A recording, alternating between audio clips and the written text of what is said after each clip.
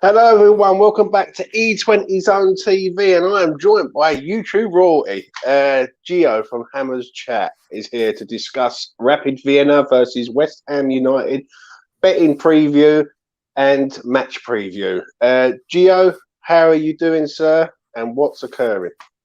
I'm good, thank you. Looking forward to tomorrow night's game. Looking forward to Sunday as well against City, actually. Which is a bit weird because usually before the Europa League games, I'm only sort of focused on the Europa League games. If you like, I almost forget about who we've got at the weekend. But for some reason, I'm distracted maybe by the Man City game. I've got one eye on that already, despite the fact we've got a game tomorrow night. But looking forward to both. Yeah. Well, before we get into it, Gio, obviously we just spoke previous. What'd you make of Saturday? Out of character, wasn't it? Yeah, it's a bad day at the office, if you like, because that was a bit old West Ham. I've got used to this new way of playing, this new attitude and desire, and we were awful. It's the first time this season we've deserved to lose, so that's a positive. But we still tried hard. You know what I mean? It's not like the players didn't try or anything. It wasn't like we laid down and just like Wolves run over us or like that. We unfortunately we're just chasing shadows. Weren't very good in possession. And you can write it down to a bad day at the office, but I do think there's a couple of things we need to take from that and either think about or improve on. And with one eye on the January transfer window as well, I think it's been a couple of games this season where I think we've got off with having a small squad. And I think Saturday bit us on the arse a little bit, James. I think you could tell we had a small squad on Saturday. Yeah, I agree, mate. One thing you just said is the old West Ham, and that's exactly what I saw, mate. That was just it just wasn't there, and I think they was all still on holiday. I think, but one thing we can say though, at least now it's happened. Hopefully, come on Sunday they can put in a better performance. It's going to be tough against City, though, I must admit. But moving on to Thursday, we've got this: Rapid Vienna 9-2, draw 3-1, and West Ham 11-20. Obviously, we have massive favourites to go to and win. But how do you see this game going, Gio? A comfortable win. I think Moyes will put out a similar squad as to what he's done so far in the campaign, which is 5 or 6 players that played against Wolves will play on Thursday, and he'll bring in another 5 or 6 that didn't play, like Lanzini, Vlasic, or that. He'll freshen it up a little bit, but still retain a really strong team. And I don't remember Vienna too much, to be honest with you, from the home game. I don't recall, like Genk, when we played them before the draw, that was the first time we played Genk at home, and we beat them comfortably in the end. There was a few warning signs there. Their right winger was good, and their tactics were decent enough, and they looked all right. But with Vienna, I don't recall any of that. And I know we only scored the second goal in injury time at the London Stadium, but I don't remember any players standing out that could harm us or any tactics that were troubling us or that. So I'm expecting a pretty straightforward, comfortable win, to be honest with you. Yeah, so do I, mate. I look at the prices here. I just don't see anything other than West Ham win, but the price is so tight, it's just pointless backing. But there is one bet I will get onto that I do think is a good value, is this one. West Ham to win to 0, 15-8 on Sky Bet. Obviously, other betting apps might do it. We might get 2-1. I think that's a great bet. I think West Ham to win to 0. I can't see anything other than West Ham win, so it's just basically do not concede a goal. And this is copying. What do you make of this one, Gio? Yeah, I like that one. I think 3 clean sheets, 4 so far in the Europa League, and often if we lose a game, you'd expect the priority for David Moyes in the next match is to tighten it up a little bit and get a clean sheet, because if you don't concede, you can't lose. While we want the win, and I think we'll go for the win, and I think we'll get it, I think Moyes' priority tomorrow night might be keeping a clean sheet, getting a bit of confidence in the defence, if you like, because we lost against Wolves 1-0. But I think when we were at the game, I said to the people around me, I said, we're lucky we're playing Wolves today, because had we been playing Man City, we'd have been 3-0 down before half-time. Wolves had some big chances that they missed, and I think it was only 1-0 because of Wolves' finishing. Gonza was saying he thinks the defence played well against Wolves. I don't think they did at all. I think we got up with it massively. We conceded a couple of goals against Genk. Things like that will annoy Moyes a little bit. Is he concerned? Probably not yet, but I think he'll think it's not quite good enough. It's not really what I'm after here. So I can see us going for a clean sheet Thursday. So I think that as a bet, I think that's really good value. That. Yeah, I must admit, I think it's a great bet. Personally, I think that's one of my bets. That's my goal one, really. I just look at that. I think West Ham will go there, set up strong, hit them on let them come onto him, hit them on the break, and probably nick it 2-0 or something like that. Yeah, the defence on Saturday was all over the place for me. I agree with you 100% what you just said there. I thought Dawson was out of position multiple times, and Zuma, it didn't look like Zuma that we bought. Completely different bloke, do you know what I mean? But moving on to have a look at this bet. First goal scorer bets, Gio. Bowen 9-2, Lanzini 15-2, and I've gone for Dawson and Diop for set pieces. Is there anyone that you think will score on Thursday first? Yarmolenko. You reckon he'll score for, Thursday? Yeah, I think so. I think he's played well in Europa League. I think he's done all right. Home against Genk when we won, I could see. We were 2-0 up at the time. We were 2-0 up, and he was frustrated that he hadn't scored. He was trying to get a goal. He was trying to do stuff and make things happen. And while we won, he was probably happy that West Ham won. I think there was a little bit of him going by his body language on the pitch. Was a bit annoyed that he hadn't scored. I think he's looked okay, and this is a competition where I expect him to do well in. Will we see him in the knockout stages? Probably not, but he's got 2 more games in Europa League, and I think it's important. I was saying to Gonzo, I think we saw against Wolves that if we need a goal, Yarmolenko is who David Moyes turns to. He doesn't have much options. Yarmolenko is the option, so we need him scoring. We need to. It's better to bring on. Maybe not against Man City, but against Brighton next week. We're playing Brighton. We need a goal. I'd much rather have a Yarmolenko that's scored against Vienna coming off the bench than Yarmolenko who hasn't scored against Vienna. I think Yarmolenko is probably a decent price to score tomorrow night. It's interesting though because I think I wouldn't be surprised if Moyes plays Antonio. He's done it in the Europa League.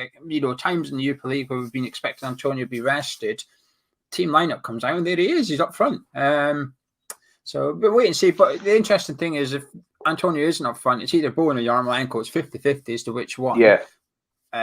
So yeah, I think Andre for me.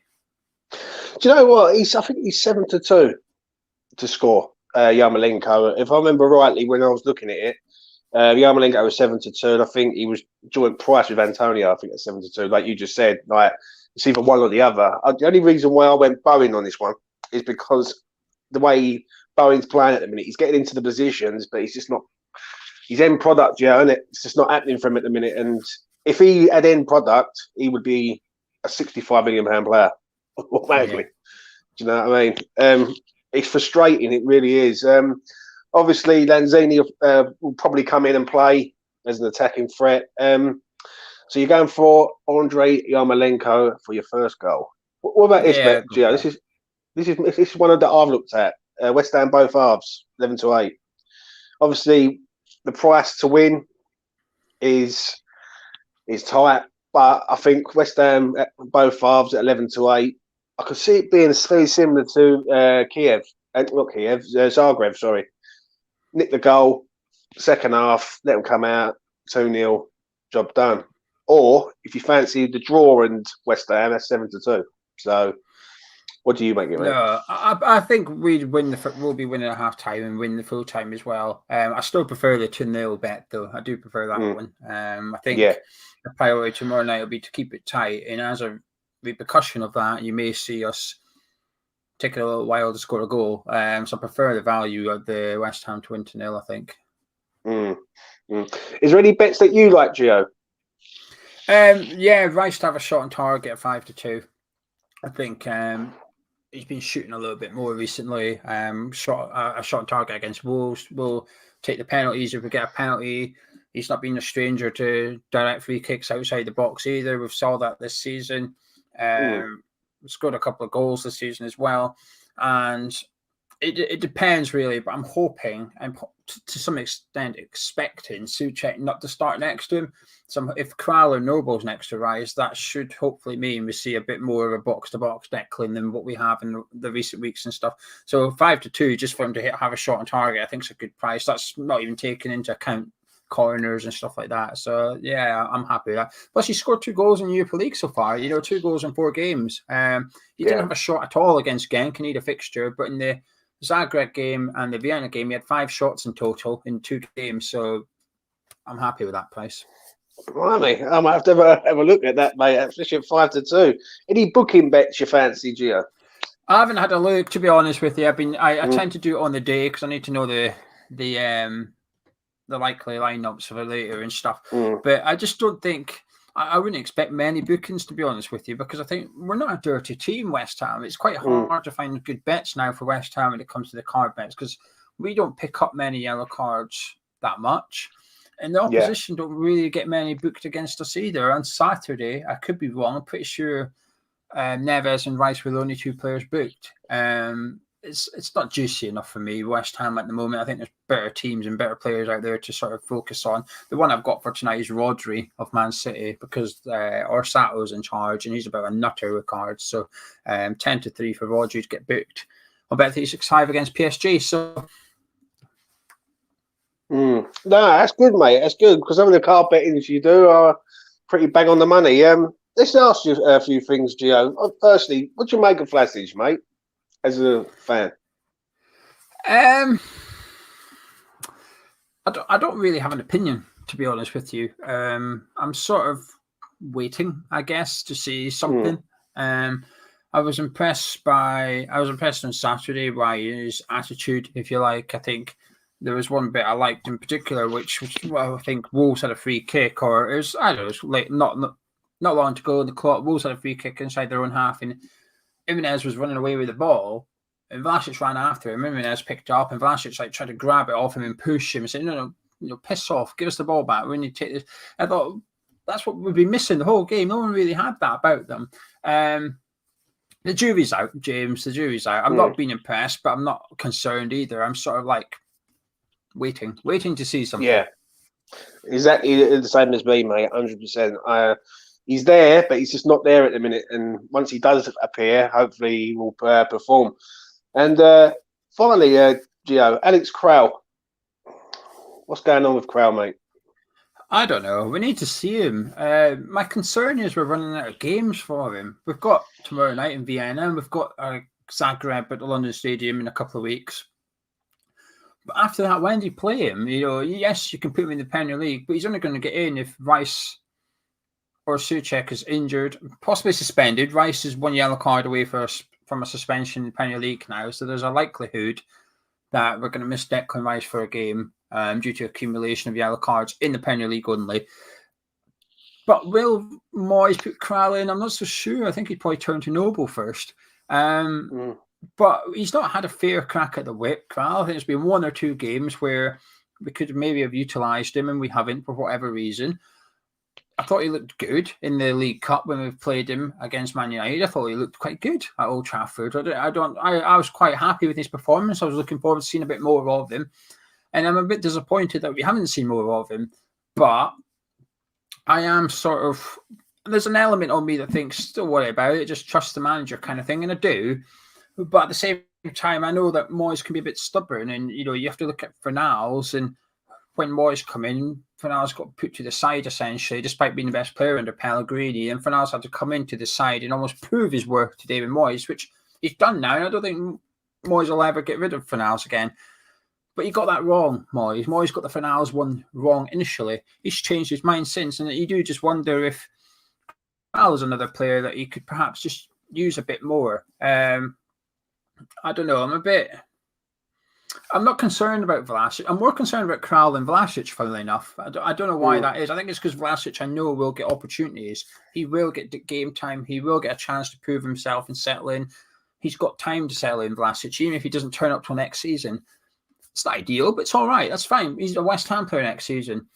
We don't really have that luxury with Alex Crowell. We need to decide on the future of Alex Crowell. Well, before May, we've either got to buy him or we don't buy him. So we've got to give him a chance. Give him a chance to prove himself, kind of thing, because we do need cover in centre midfield. Mark Noble's leaving at the end of the season, so we're going to need another body in there. We were all hoping Conor Coventry was going to be that man, but he's struggling to get into the Peterborough side at the minute. maybe he isn't. So if not, we're going to need to buy a centre midfielder to replace Noble. And if Kral goes back to Russia, we're going to need 2 centre midfielders. Not cheap and not easy. I know. It's just, for me, I just don't. On the Kral, I understand with the Vlasic one. I agree with you on that one. I think he will play games. There's going to come times where West Ham might not be playing so good. He will come on. The Kral one just makes no sense to me. I know he's had COVID, but he should have been on against Brentford at home. He should have been playing in Europa League games. He hasn't even been anywhere near it. If he don't play tomorrow night, Gio, and say for instance Mark Noble comes in, what does that really say about Alex Kral? Probably that he's not going to get a crack of the whip at West Ham, is he? I think tomorrow night it's the perfect opportunity to play him. The problem is he's a bit more defensive midfielder-ish, isn't he? He's not really a box-to-box. He's a bit more what Rice used to be for us. So naturally, I'm not even sure you could play Rice and Kral together, because if you do, you're then asking Declan Rice to do the box-to-box thing, which he does well, but he usually impacted Souček. I don't know. It is a difficult one. I can see why Moyes would go for Mark Noble, though, because in a game like tomorrow, where we will probably be expected to have majority of the possession, you're going to want someone that can shift the ball.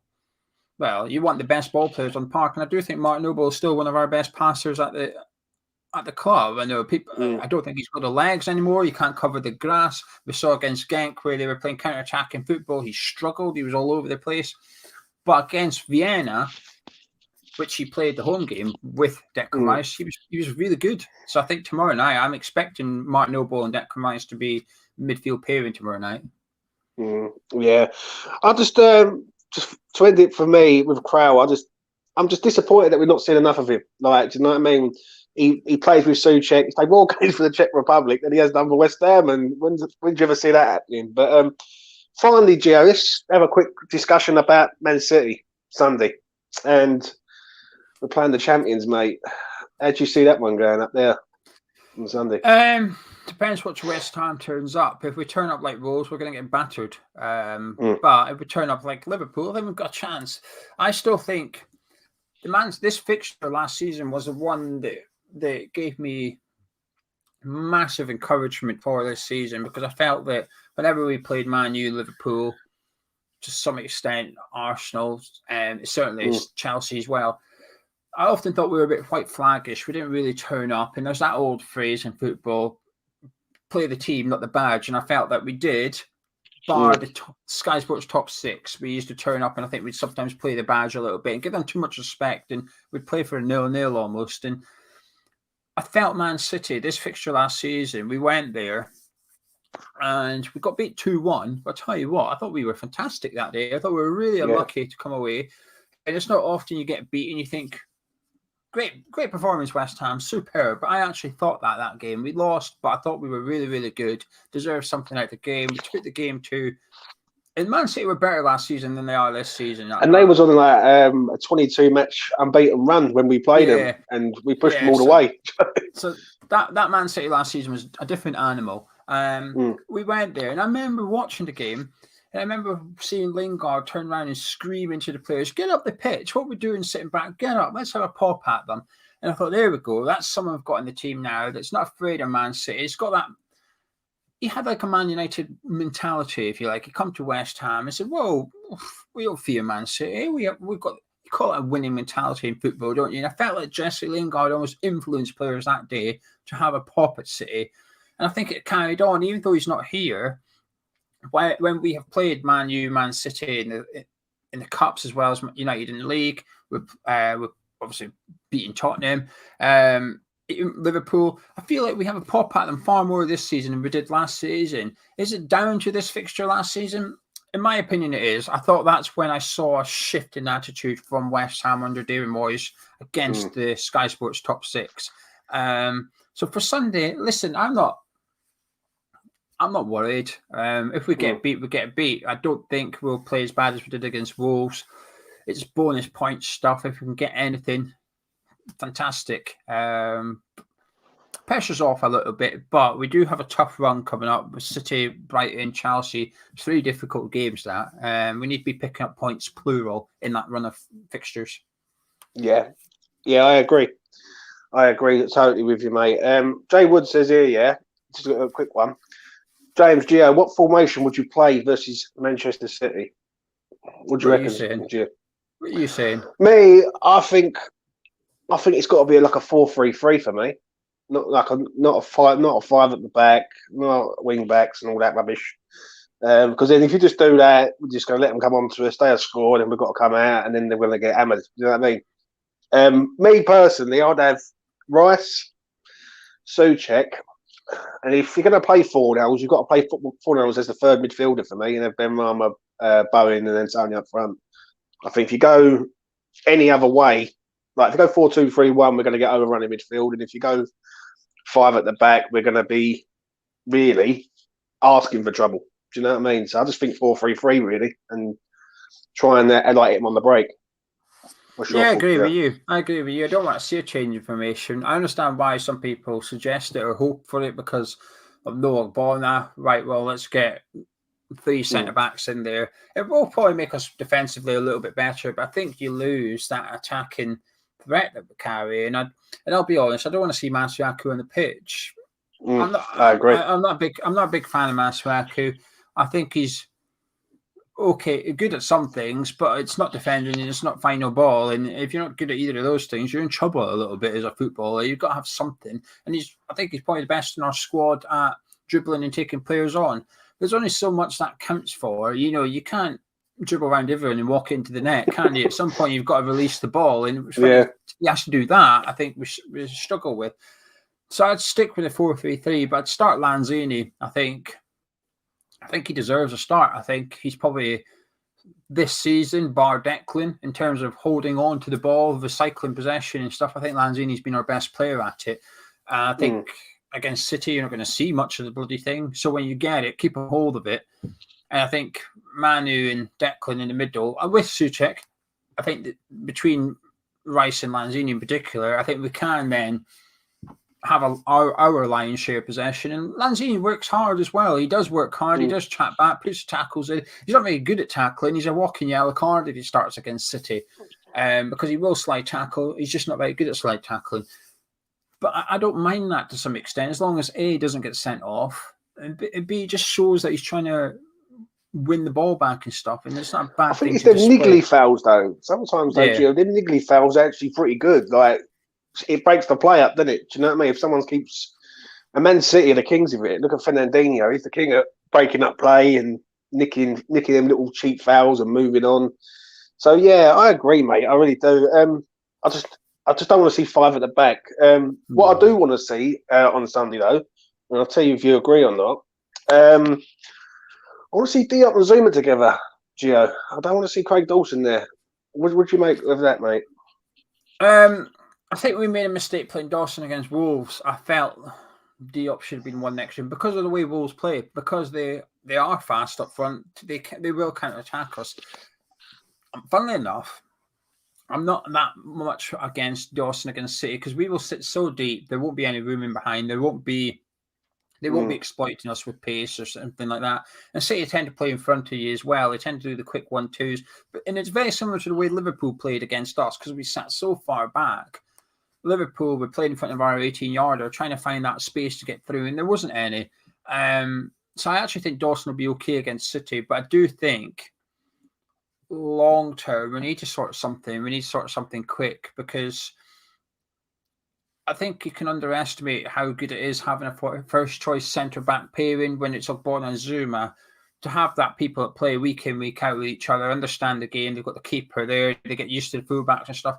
I think it's one of the most important things in football. And the last thing you want to do is chop and change your centre-backs. And I used to hate it under Pellegrini and David Moyes pre-COVID, where we'd have Ogbonna and Balbuena. Balbuena would have a bad game. He'd come out. Diop would go in. Ogbonna would have a poor game. He'd come out. Balbuena would go back in. We were just chopping and changing centre-backs all the time. And I don't like it. I don't mind doing it up front for the attacking midfielders and stuff, but the centre-backs, I hate seeing them change. I think they should be like, you should know who your first choice centre backs It should are, be really.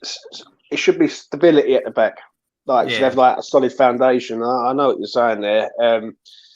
With me, with Dawson, I'm not nothing against him, but he is what he is. He's a backup player, isn't he? And he shouldn't.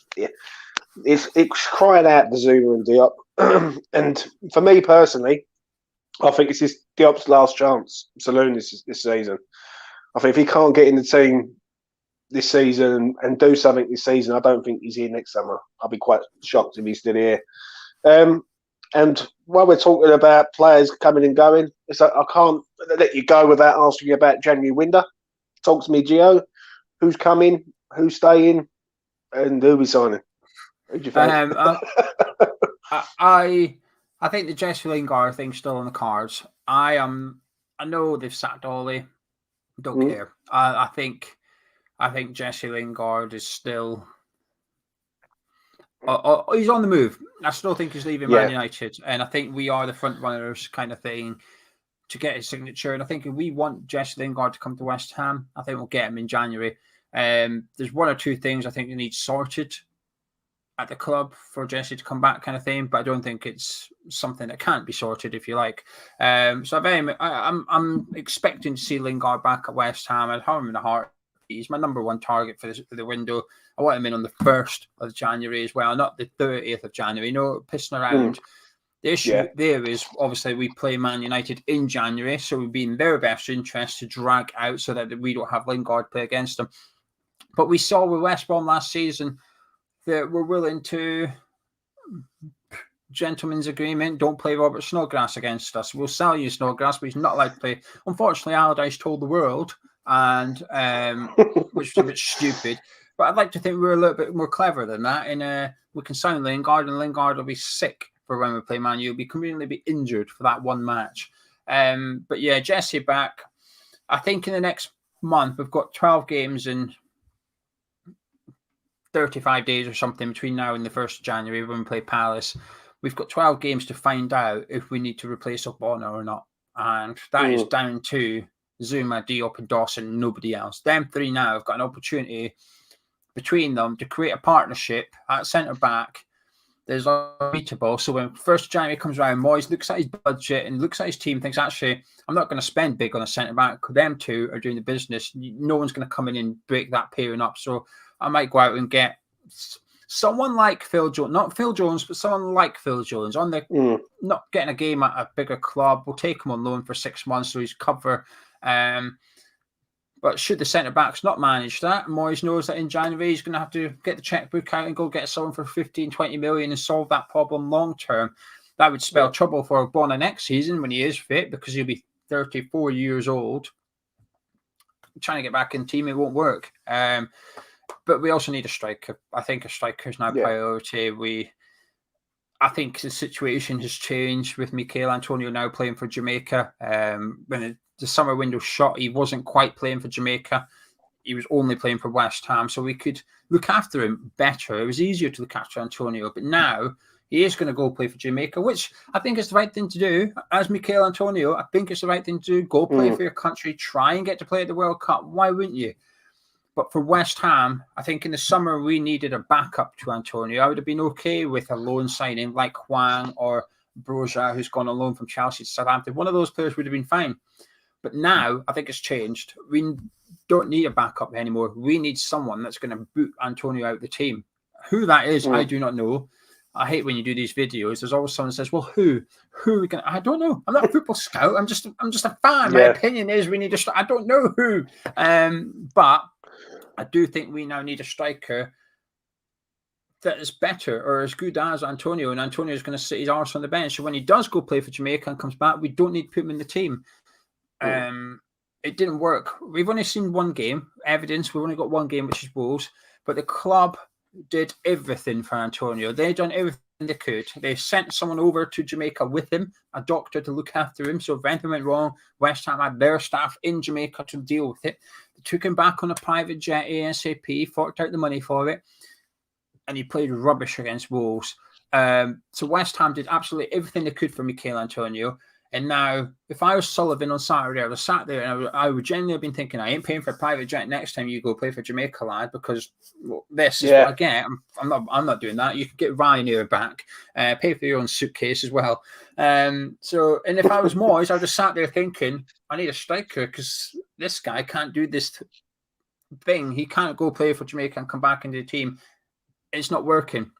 Like I said, it's only one game, so it's the smallest pool you can ever get, but that's all we've got. Until next time he goes away, it's all we can judge it on. I think we need a first choice striker, a centre back of some description, unsure how in priority yet, and Jesse Lingard. And I think that would be enough. Them three would be enough to say to David Moyes, go get European football again. You have to get European football because that's the important thing, James. If we spend the money and we get in the decent players and back Moyes, Moyes has got to deliver, and that is European football. And I think he will. Yeah, I agree, mate. Everything you just said there is absolute 100% bang on the money. I watched Antonio on Saturday. He was there Saturday, and I was so angry with him more than anyone because I just look at him. He's being pampered, like looked after by the club, and he just puts in a performance like that basically, which is not on. But a striker's definitely needed, 100%. I think everyone can see it now. I think anyone who can't see it and they say we just go and get Lingard. Lingard's not the solution, and the fear I have is that if Lingard comes in, are we going to get the Jesse Lingard of last season? Like that's the thing. Are we going to get? Because there's two Jesse Lingards that we can get. We can get the Jesse Lingard last season, or we can get the Jesse Lingard of the last 4 games of last season where he just weren't nowhere. But we need a striker. I think a left back is key and all. I think if Cresswell goes down, then we've got no left back at the club, and then we're massively in trouble. I think we can muddle through without Cresswell though. It's not ideal, but you can play Johnson there and put Soufal in at right back and stuff. I think you can almost muddle through a little bit. It wouldn't be ideal, but Cresswell now has, and it is a bit naive, but Cresswell now has a long period he's gone without any injuries or anything like that, which is remarkable really, considering he used to get injured quite a lot after his big injury. He used to get a lot of little ones.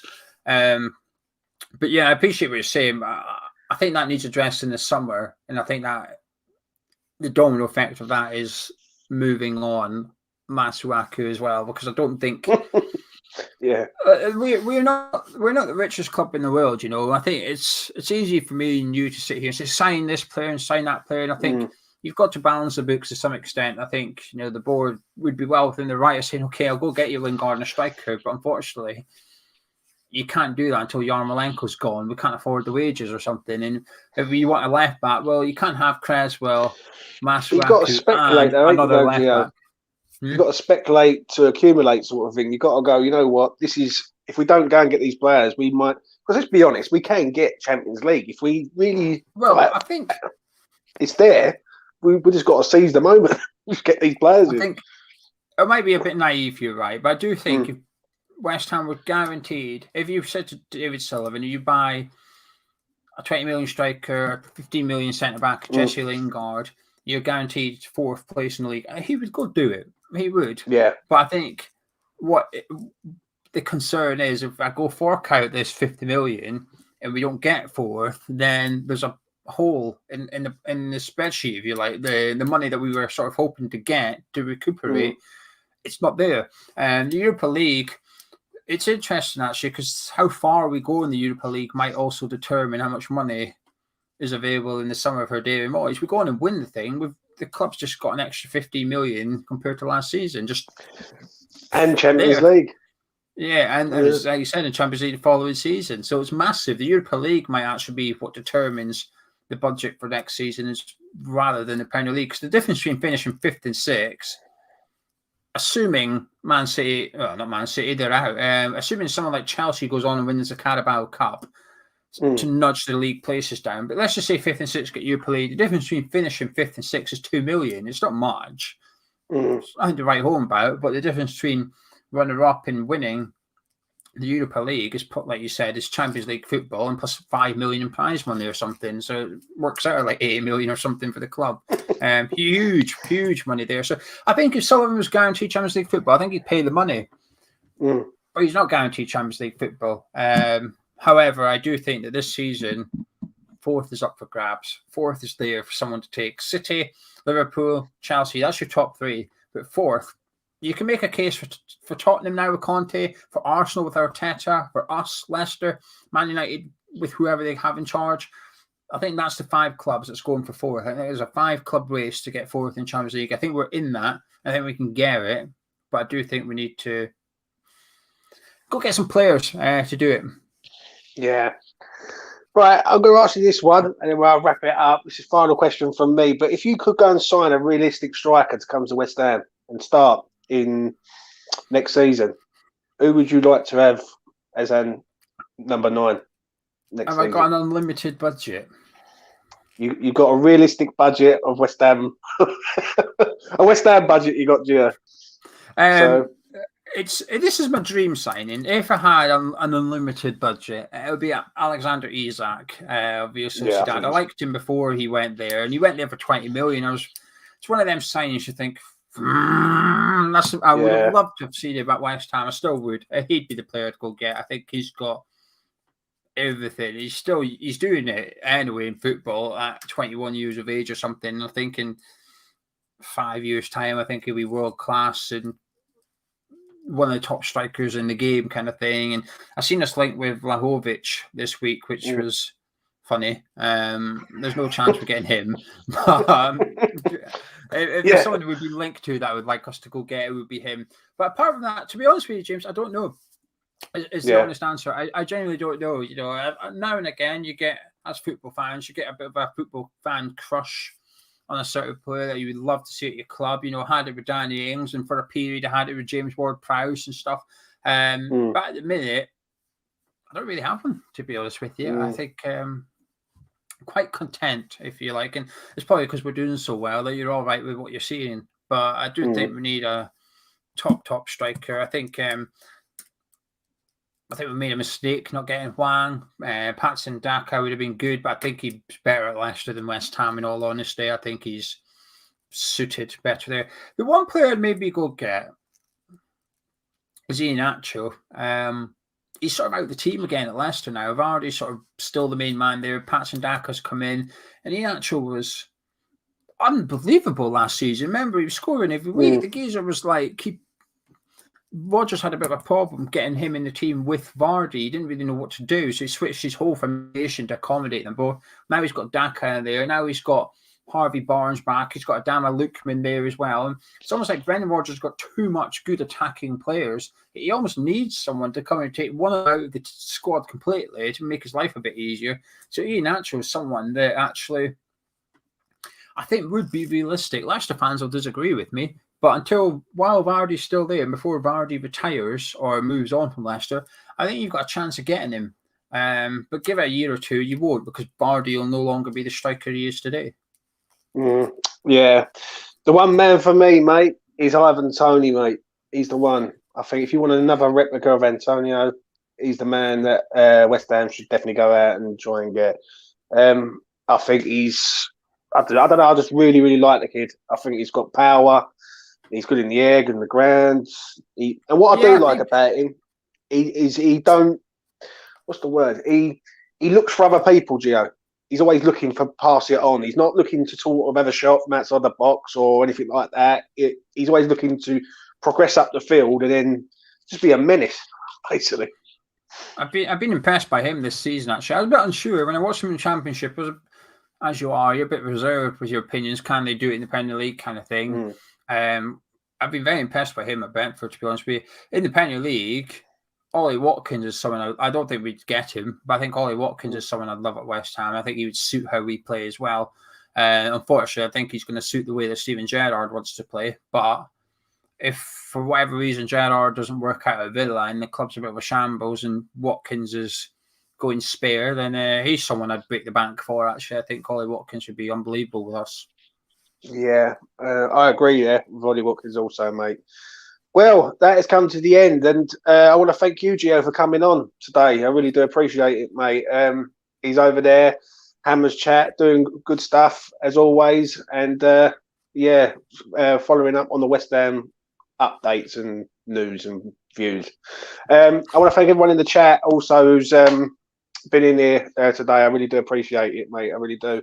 And I will be back again soon. Final thought from you, Gio, before we go, mate. For the game. Well, firstly, thank you for having us. Pleasure to join you. Good luck with your channel. Keep up the good work and stuff. And all I'll say is we're having a fantastic season. Declan Rice was really good last night on Twitter on the old Rice Vice Baby. I enjoyed that.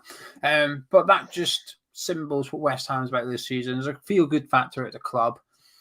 We got beat by Wolves at the weekend. It was a stinky performance. We were awful.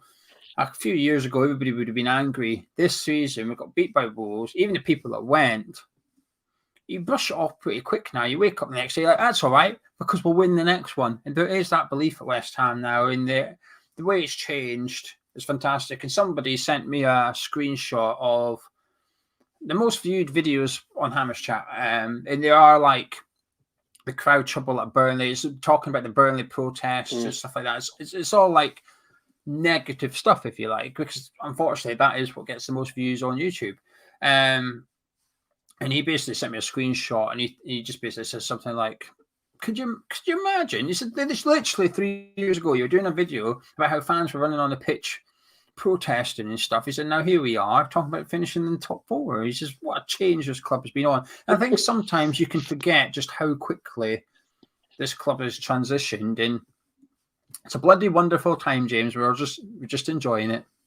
And I've got to agree, mate. I am, and all. It's best I've seen West Ham play in many years. Like, and I'll go back to the days of like the Canio era. Like, do you know what I mean? So for me, to see West Ham doing what, let's be honest, Joe, we was promised this. Like, we're going to go to the next level, and it's just took a bit of time, but now we're there. And I just hope it come January, they seize the moment, they bring the players in, and we can finish hopefully in May with a trophy of some sort, right? Or even in February, even. So yeah, it's good times to be an Emirates at the minute. It really is. But anyway, that's enough from us. Have a good day, everyone. Take care, and all the best from me and Gio. Take care.